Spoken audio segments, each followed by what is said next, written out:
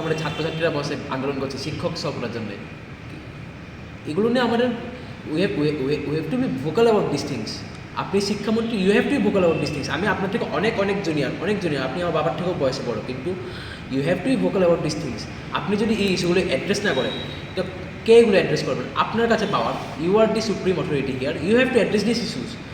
আপনি যদি এগুলো থেকে পালিয়ে বেড়ান এইসব ইস্যুস থেকে, তাহলে সিচুয়েশান আরও ডিগ্রেড করবে, আরও খারাপ হবে। এট দি এন্ড দেখা যাবে আপনাদের 5 বছর পর ত্রিপুরার শিক্ষা ব্যবস্থা ভেঙে পড়েছে। অলরেডি আনএমপ্লয়মেন্টে আমরা সেকেন্ডে আছি।